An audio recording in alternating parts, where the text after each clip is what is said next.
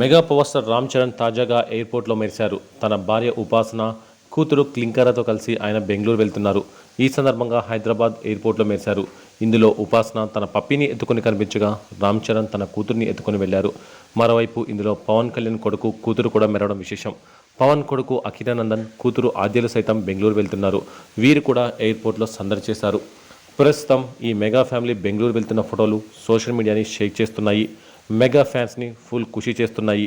అయితే బెంగళూరు వెళ్ళడానికి కారణం ఏంటనేది చూస్తే అక్కడ చిరంజీవికి పెద్ద గెస్ట్ హౌస్ ఉంది. ఫామ్ హౌస్ తరహాలో ఉంటుంది.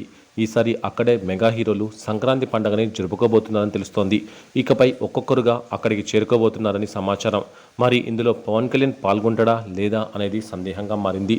మరోవైపు అల్లు ఫ్యామిలీ కూడా అక్కడికి వెళ్తుందా లేదా అనేది సస్పెన్స్గా మారింది. ప్రస్తుతం అల్లు అర్జున్ పుష్ప 2 షూటింగ్లో బిజీగా ఉన్నారు.